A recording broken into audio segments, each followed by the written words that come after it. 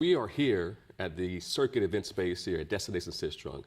But Portia, I know that you are not from this area. You are from Miami, Overtown, born to Bahamian parents, Haitian descent. Tell me about growing up in Miami. Growing up in Miami was wild during the 80s and the 90s. I actually loved my community. I grew up in Overtown, 6th Street, 6th Avenue. My mom is Bahamian, my dad is Haitian. We went to the Bahamas very often, especially during the summers to visit the family. And I spent a lot of time with my Haitian family as well. So I have that blend of the Caribbean, that's a part of my upbringing. Awesome. Are there any specific memories of growing up in Miami that stick out to you from your youth? It was just being outside, playing with my friends in the neighborhood. We had this one kid, I remember his name was Percy, and he was developmentally delayed, and we'll get into why this part is important. And he was never ostracized. He was a big part of, our neighborhood kid gang. We all played together. We made space for him. We made room for him, and no one ever really used his disability or his ability to not just kind of play like the rest of the kids against him. We all, it was a neighborhood gang of kids, if you think of Fat Albert and the Junkyard Gang. Okay, cool. All right. Hey. Hey. Yeah. So I think a lot of us had Percys in our lives, right? Yeah. There were kids that we just embraced and brought in. So with that, you as a kid doing your thing with your group of ragamuffin kids on the street, right? How did you get connected to or find music? So my mom would always tell me that she studied piano and she played the saxophone when she was younger, but she quit because her teacher tried to make her read music, and that was there was some disconnect for her right there. And so she always wanted to play, and she was glad that when I showed interest in anything, she would just always support it. When I was in elementary school, I had this teacher, Mr. McKay, a music teacher. I love music, my favorite subject. He started a string program at the school during my 5th grade year, and I wanted to be a part of it. But unfortunately, I couldn't because they had already assigned all the instruments. And so the next year, though, because I was a kid like a dog with a bone, I came back and I asked him if I could play the violin. He was like, well, we don't have any more violins left, but there's this one instrument, and it was the bass. It was laying on top of a shelf, and that's how I started playing the bass. Who was your favorite teacher in school? At that point, the bass was bigger than you were. It was much bigger than me, yes. Yeah, definitely. So in your household, you say your mom was a musician at heart. Was there music in the house often? Yeah, definitely. We had a record player that played, and my mom always had the radio on. We would listen. We grew up in the traditional gospel kind of Christian home, and she would have 1490 WMBM, Victor T. Curry, and playing on the radio all the time.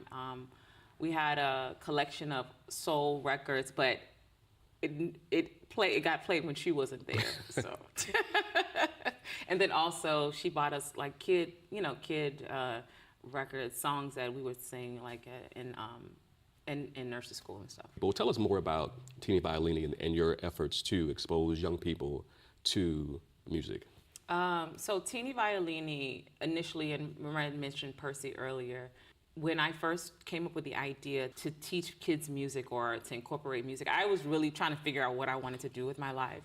And I was inspired by my nephew Dallas, who was developmentally delayed. When he was born, he was a beautiful, normal kid, and then developed these lesions on his brain. And so it caused him to regress. And I say that because he reminded me of Percy a lot in a lot of ways. And my interaction and my being with him during the summers when I would watch him was an inspiration for why I thought about Teeny Violini, why I wanted to make it this program, not just for our kids, but make it build it in a way that is accessible for all young learners.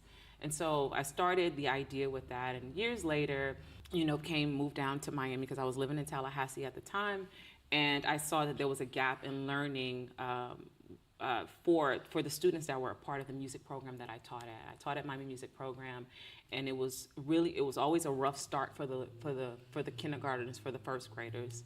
And so my thought was, okay, our kids need definitely more representation. They need to see more of us, but they also need more high quality engagement in music. And what better place to start than with a bunch of, beautifully energetic early learners. You mentioned earlier with Teeny Violini about the importance of representation.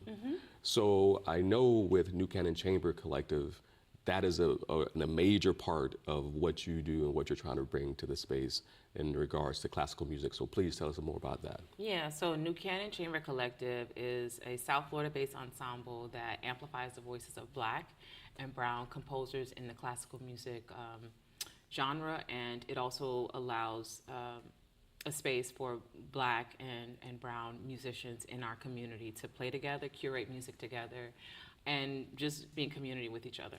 So tell us, but why is that important? It's important because these spaces don't really exist down here. The talent is here. The ability, the musicians, the drive are all here. They're all here in the space, but the opportunities are few. And, it's unfortunate, it's sad, that we have to fight a lot to be seen and to be heard and to be valued as musicians, as artists equal to our non-Black counterparts. So this is why New Canon is important, because it's specifically a space where we're saying, Black and Brown people, you are amplified, you're elevated. This is for us. It's not excluding anyone. This is we're definitely counting you in.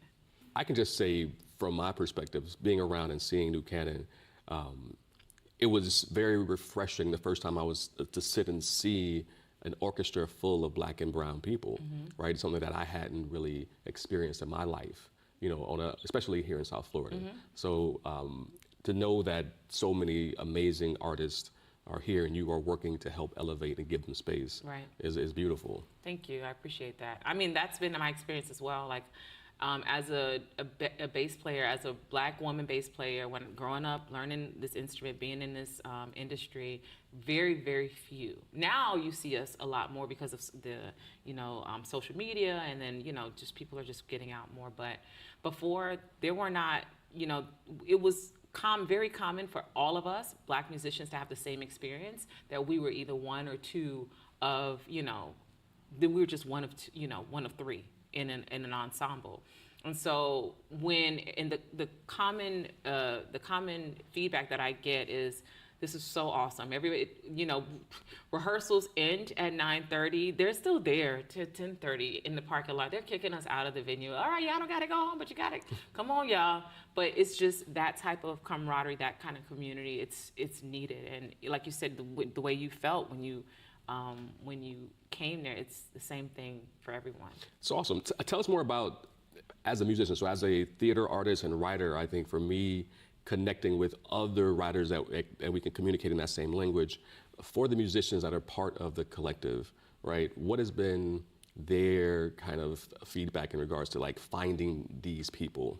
Oh, listen, one of the common things I've heard, non-Black people, is just oh, we're the Black musicians, right? So for me, finding my community was important, right? And then connecting my community. The biggest joy for me is when I put together any iteration of New Canon, whether it's big or small, and there's someone new, and then I'm like, oh, such and such, have you met this? And I'm like, no, I didn't even know you were here.